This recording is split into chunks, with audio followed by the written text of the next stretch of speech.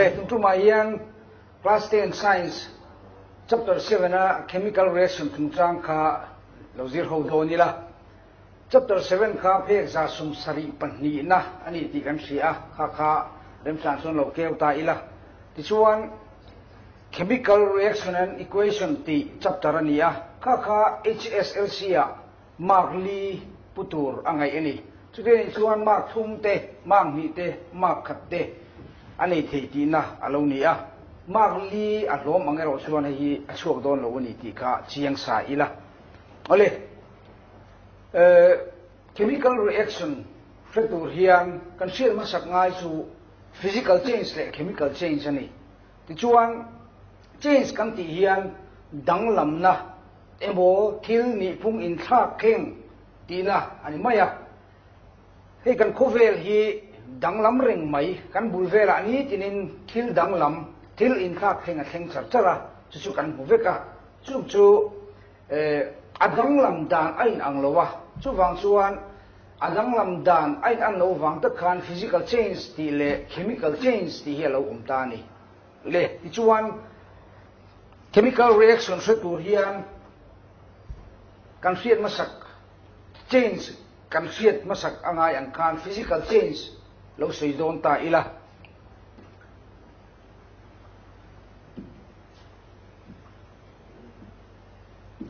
physical change chu engeli kan ti chuan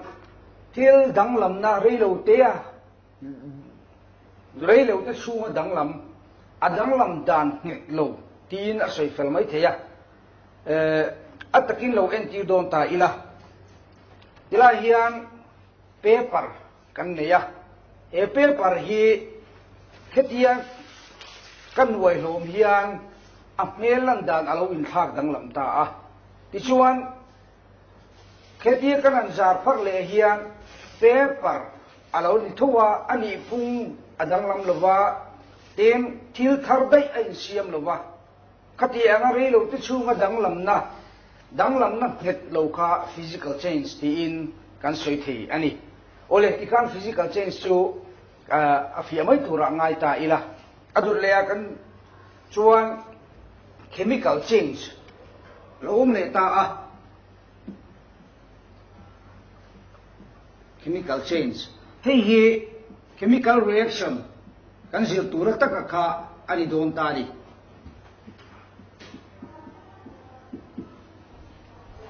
ole chemical reaction kan zil don hian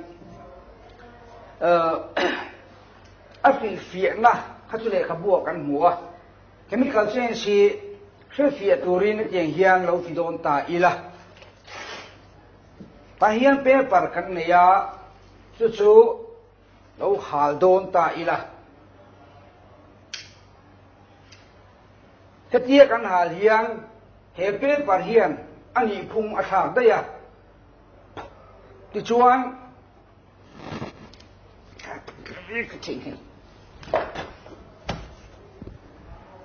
paper khan ani phung a thaka ti chuan he thil thar ron in siam sang hian paper a let le thei to lova khati anga danglam nam hit kha chemical change tin kan soitani today chuan chemical change siam tu hi chemical reaction chu alonita a tikhan chemical change le chemical reaction chu kan safia mai ome ole khaga kan zilai bua oma kan zil do na ni chuan physical change le chemical change lai ka hi bum masalama khan HSLC exam a pholo chuak to a chuan a definition kha kan thiamanga example kan pedon ani ero chuan kan le khabu mi thil har deuh zukzir lo khan physical change example atan chuan folding of papers ti khan lekha in khep kha example kan mang mai don ani chu dian chi chuan chemical reaction example atan kan pek thei o samber chu burning of paper halaka along le mai don ani ole tikhan chemical change le physical change chu du tok ta ila kale khabua khan identification of chemical reaction ti kha oma klai khalo ju le don ta ila chemical reaction kha thengani ti kan chiat thena turing point panga kan le khabua khan aron da a chung chu tilai hian olsam takalantir na chu mei paper hal kha ani le tani kan le khabua reaction engamo ada a kha ai chuan tuna kan ti hi ban of paper hian ain tir atha em ani ho en sinang ti hian paper kan halin pakhat na lo lang nga chu hi lum in siam ania tin khu ain siam boka gas evolution of gas ain siama color ain khak dang lama ti chuan light ain siam boka tin thil thar diai mai mei wap ain siam boka ti chuan he paper rong hi ain khak thing bok ani ole tikan identification of chemical reaction to tikan kakhan ain tirin patichia maya ngai ta ila atha ome kan vela hian chemical reaction hini tinin akhen thina chu cho kan chuma tangin jing ko lima tangin thingpui kan an siama thingpui tuile thingpui in cho pol kan chemical reaction avasiama chuan chuan milengin chemical reaction hi kan nuna abitani mara suka ang reaction sang te ka akhen da ain ang tatlat lawa chuwang chuan different types of chemical reaction tika chemical reaction chi sang te ka zirtura lo umta ani amain kami ati sang chemical reaction sang kan zirma in kan le tu chu hian ziak ta ila tila hian thil engamo danglam tura kha lo umta a hei hi avasiam chu tur alo ni ta a chu ami thil siam chuak tu te hi reactant ania an vasiam chu a hi products ti in an sai thina ni kha reactant le product omzia alo ni a ti chuan ti sina khan lekha kan halin emo thingpuya lo ngai ta ila tui a uma thingpui fe alo le a avasiam chu chu thingpui hang alo chuak ta a sen hang ani su ti chuan tui le helaya thingpui fe hi reactant chu an lo ni ta a helaya conversiam chu thingpui hang ka product alo ni ta a tikhan reactant le product chu kan thret hiam tur angai ta ila atha ome le tikhan chemical reaction chi sang te ka lo zir chho le don ta ila amasabera chemical reaction sang kan zir lai bua lo langa kan number 1 kan le chu combination reaction tikhani combination reaction hi kan thiat angin aming ang sian til in combine tina in chopol til pani MOI tamina moa anvasiam chua til anvasiam chua til pakhat anvasiam chua soina ani chu combination reaction alone ta a general formula angin zojek kaila A le B aning combine hian AB asiam choka kan le khasilai bu masalama khan A le B hian C asiam di point anta lang thina hei dik ve ve angai thei ani isuan tla hian A le B aning combine a hei hi reactant ania AB til thar pakhat anvasiam choka ka product aloni ta a kan le kabua kan combination reaction hi til pathum chisang pathum angin aron ta langa pakhat na chuan combination reaction a hian element in combine element in combine hian lo enta ila element kan ti hian periodic table khan element zale pariat vel kan ne ya khangami kan dudu ka kan la don ani na chuan entinan heng element kan la hian kan silai bu an hulama kan man thang kai thei tur hi la thiam a tha a chu amasa chuan entinan iron kan lo la ta a iron hi oxygen ne na kan chopol chuan Fe2O3 alo chuaka ti hian thil thar pakhat avasiam chuak ani ti hian Fe hi element ania oxygen po element ania tuntuma hian an combine dan song song hi kan sei atu lo tura ngai la ti chuan su tiang che chuan calcium lo ta sila oxygen nen anin cho po chuan CaO alo suak le maya khang angkha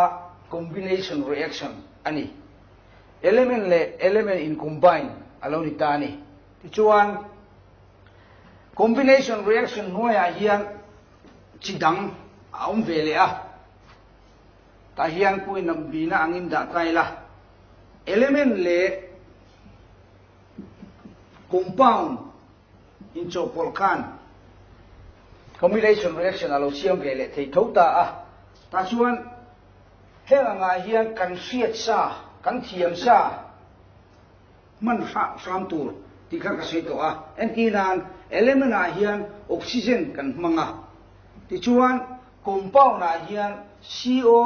lo mangta ila a siam chu CO2 ania chu carbon dioxide alo ni ta a carbon dioxide ti chu no pang song sung kan thiam sa deuh ania CO2 formula nen hian chu wang chuan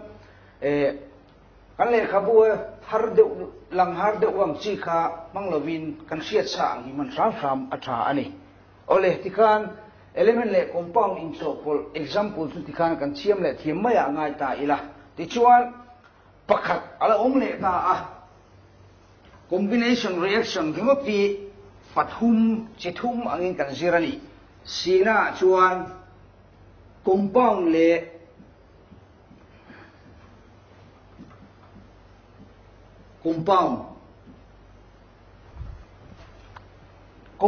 compound kan ti hian ta hian example tan chuan CaO karon manga ti chuan H2O kamang boka hei no pang kam zok chuan CaO chu line chinai ani ti kan se thiam ome ti chuan H2O chu water alo ni le tamaya ti chuan ei me mizo ta ko chinai ku va kan kan mang chila tel turing ta chuan CaO le H2O kan mix chuan asiam chu CaOH twice alo ni ta a hei hi chinai tui ani ta ni hei mi sa po chuan selected line an lo ti ta line mo tar kha lo ni ta a chuan hei hi hen formula te hi an hulama kan zil don wangin lo chin chia lo atha ani ti chuan hei kan siat angin ta hian chinai kan neya ta hian tui kan neya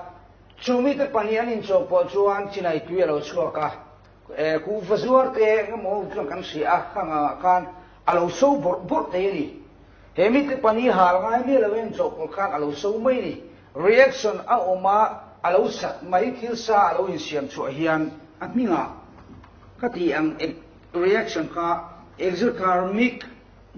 reaction tiran sei thina helai lo sei fiele luk tai la helai exo tilai ta ka te hi out tinania chuo korean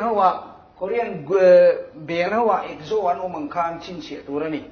exo ti kha out tinania helai thermic tham tilai ta ka hi organ something to exo ti le tham tilai ta ka hi victong la komania exo chu out alo nia tham ti hi heat lum ti nani today chuan exothermic reaction ani chuan heat aron pe chu ka lum maron siam chuak ti na alo ni ta a hemi le lam chia hi lo om vele nga tur chu endothermic reaction alo om vele don ani endo tilai ta ka hi in ti dani ve tunga chu lum reaction om line lum an la lut an absorb tina ani ve thung don ani kha heng angi combination reaction akan til pathum element in chopol kan sia rolling example kan sia anga element le compound in chopol kan en line example pektur kan zir tel buk anga ten compound le compound kan tikhan example hi zir tel buk turani ole ti khan combination reaction chu lo du tok le ta ila adur le chuan reaction types of reaction akhan panina kan sir lo lang chu decomposition reaction ti khani decomposition reaction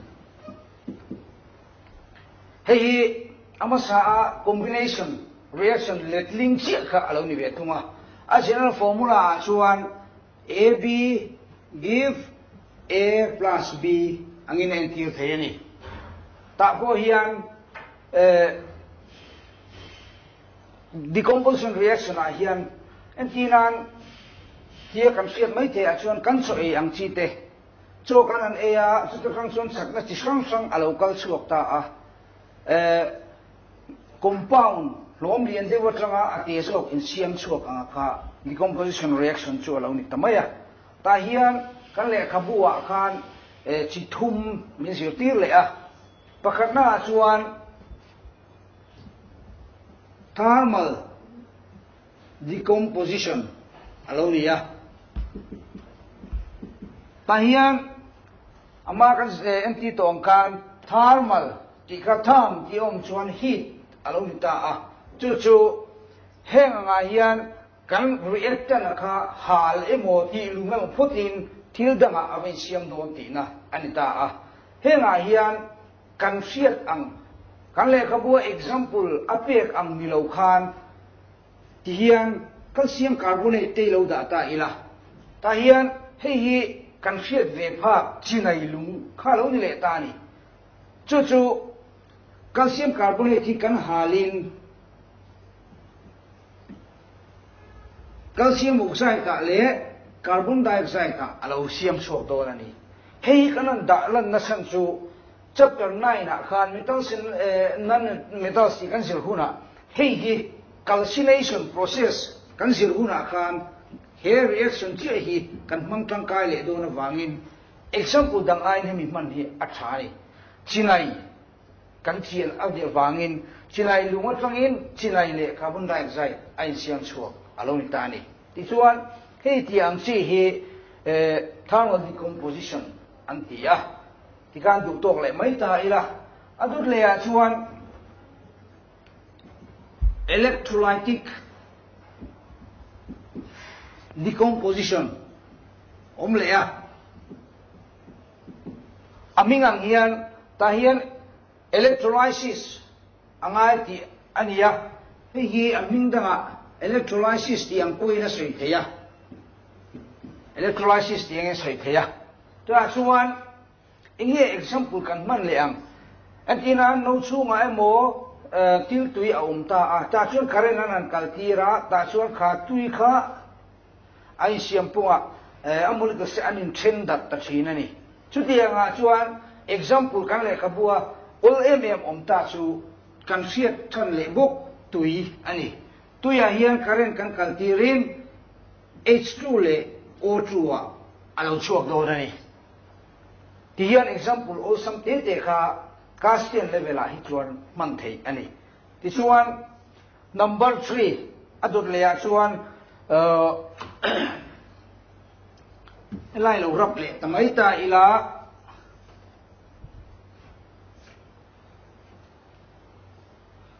adut le om le chu photo decomposition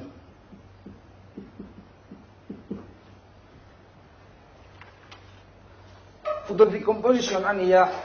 hei hi photolysis ti te poinan sei china helai a hian photo ti kan hua zo tong chuan khalak ti na ni ome amaro chu photo ti hi om sia chu light ti na ni ti hi sia ila sa ome light ti chuan reaction om don khan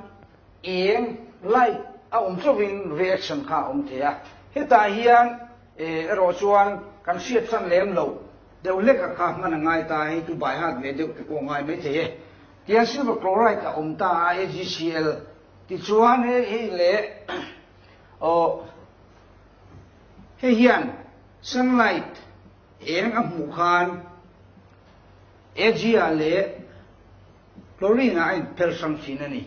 tila hian sunlight ti an ziak theya ani lo chuan h nu ti hian light ray kha frequency nen an ziak ve thina hetiang symbol kan hmu chuan photodecomposition reaction ani ti kan khamai don ya ten helai electrolyte in decomposition kan sisa klai khan tila hian electric ti an ziak tel thina chu chuan eng reaction nge ni ti ain ti thin ani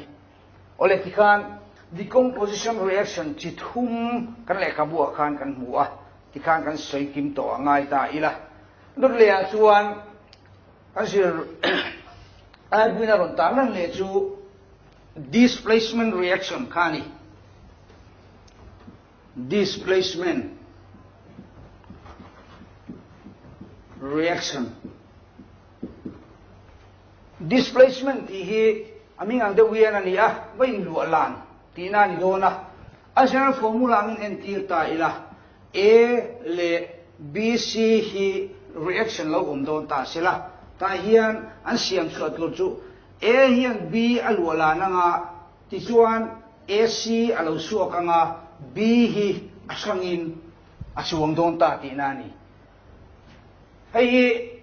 lo panginan se tim su ta ka han ti dan chuan tiang te hian kan ziak thina ta hian mi pakata uma lukum aneya ti chuan ta hian midang mi pale me chia in kop an umani ti chuan he me chia he pa hian alu alan tak alu avalu alana ti chuan avalu alan khan lukum nei pa le me chia hi an duna he pa hi asangin alo tani ti khan lu alan chu kan sathiamang he pa te ngai song lai nge ani nu pa lai hi avalu alan tina lo ni tani ti chuan chu displacement reaction chu hetiang hian a entir thei ani awan tai kan set tu chu he pa lukhum nei vela voi avalu alan thei na chang hi enge mo bi thei na riau a hausani theang mel khani the tin lukhum alo nei bi te ko ni the ni chu wang chuan thei na ani anga ya chu tiang si chuan chemical so wi anin lu alan don in thei na an ne anga ya chu lai chu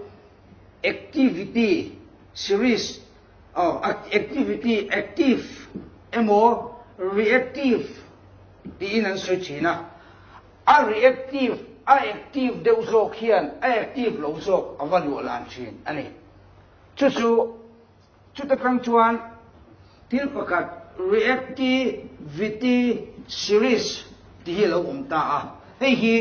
activity series ti point 13 ani activity series a chuan metals te kha lelma sumbir le palilai busuak ma sela metal strength kha tho kha anan rem ta a unreactive dan indotin thil dang ne nai chok phal that du dan indot khan an remani chu kan le ka bua khan a thua chu achin chi o sam dan chu psc mezintel ti khan a umani chuan hemi zo chia hian hydrogen aron kalanga ti chuan a thot le a chuan cmsg ti hian kan chin che don ani ta hian nei an bing bu zel ania potassium sodium calcium magnesium aluminium zinc iron nickel tin lead tin hydrogen alo ta hian copper ta hian mercury silver gold tiang khan activity series kha alo ta ni ta hian kan siat tur chu heng api achung lama mi hei hi tiakal thazong a sia tur hi ania tawna hian pe zong kan an sia ka hemi potassium hian sodium hi alulan theya ti chuan an bidang po hi an nuami zel ka an nualan the ni hela hian copper alo ta a he copper hian hydrogen hi alulan the lo chu entinan lo hela hian lo sia ta ila copper le hydrochloric acid te lo chok don ta ila engma reaction the lo ta ni chu ngani helai reactivity series he apoi monani hei no pangin thiam de uvik tumila achan chu kan chapter hian atop zo na vela khan heti ang base reaction hi zo na khatam maya chu wang chuan emi hi chial takin no kunin thiam atulang ole emi displacement reaction kan soi hian chipni minzir tira chuchulo enta ila displacement reaction hi chipni pakharna chuan single displacement ani ti chuan single displacement a chuan element in compound ami pak engemo avalualan ang si kha ni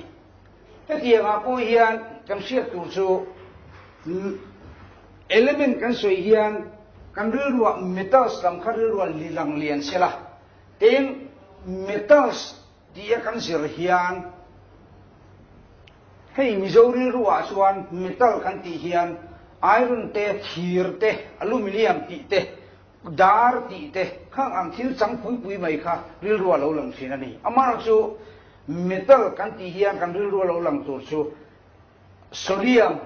potassium aluminium calcium ion nei chi ho ang chi te kha lo lang ma sa sela chu chuan reaction zia min ti ol sam do na ni ti chuan antinan single displacement a hian element in a compound mi avalualan ang ka alo ni ta a example kan siam don chuan sodium te da ta ila ti chuan sodium hian hydrochloric acid HCl ne loi chok don ta se ta hian sodium hian ni china khan elaya reactivity series kan sia khan sodium chu chunga omni kan ti kan sia hydrogen avalualan te em ta ni chulen kana siam chu atur chu NaCl plus H2 alo siam chuak don ta ni tinga hian hei ta hian acid kan hua hydrochloric acid ani chap class 10 a hian kan siam mai tu chu class 10 level a hian acid kan soite hian kan rilru athur lam kalo lang su se alo lang tu chu hydrochloric acid sulfuric acid nitric acid le acetic acid hemi pali chok te hi class 10 pass pui the ni ti you see drink turani ti chuan ta hian ei sodium kan hua ani lu alana ta hian avasiam chu salt g ani hei hi NaCl sodium chloride asiam chu ka hi mizo chuan g kan ti maya amaro chu sapla chuan common salt carbonita a hei lo poi chi salt group hi tam tak compound tam tak salt nuai na ti kha hriat turani ole kha single displacement reaction ta na ai example ta chon hei te hi thiam mai ta la thil olsam taka ka man thiam tur ani tin adur le chuan double displacement al omle ta a double displacement amin ang yan double displacement a chuan ta nei pakhat abalualan ang khalo ni ta a chuan double displacement a ve tu ngai chuan ta hian AB uma CD ne in combine ta sila ta hian an in kheng ton vel don ti na ang alo ni ta a ti chuan L le C an in combine nga B le D an in combine mukanga khati ang reaction ka double displacement chulo ni ta a ta hian example alo ngai le ta ni kan le ka bua hian acid kan zira ni china kan sui to a acid kan ti chuan HCl te hriat tu kan ta a hela hian acid kan soi hian kan hriat tur pakhat nga HCl H2SO4 sulfuric acid tin HNO3 acetic acid tin CH3COOH acetic acid tan kan nei boka tian hydrochloric acid uma sulfuric acid nitric acid le acetic acid kan nei ni heng hi hini chuan cho thi ku kan ti mai china an zilai tang to in CH3COOH so acid a chu kan thring turani koilai huna po a metal react with acid ti te lo ta sila acid kan ti chuan ki HCl mo H2SO4 a chung pani ki mo man rim em mai tur class 10 level a chuan le ti chuan le ma base lo vele a base acid le lam po lang hian ni a base kan sei chuan OH nei ho an ni wangin KOH CaOH ni china kan zia to CaOH twice ti te heng ang vel hi OH nei ho zinga hian base kan sei chuan ril ru heng hi ni ring mai turani ti chuan tuna double displacement a kan mangtang kai dong ta ila ta chuan hei compound na nia thil ipahin chopol ve angan nia ta hian HCl lo nei ta ila apia hian NaOH kilo da ta ila chuan asian chu tur chu H Na le Cl hian in combine nga NaCl lo chu ka nga ti chuan ba ko wi lo combine ve le nga H2O2 ti hian chi le tu siam chu ti kha ol sem tai kan sele don ni chu hair reaction hi kan siat tlan apoi mo na chu chapter dang le khan hi neutralization reaction in neutralization reaction ti khan kan zir le a bai ha ta ngai le ani chu wang chuan hair reaction hi double displacement atan tin ring ngal ta dei mai ta ila ti chuan reaction danga zirangai lo don ani ole ta china kha double displacement le single displacement kan soi fi ani ta sela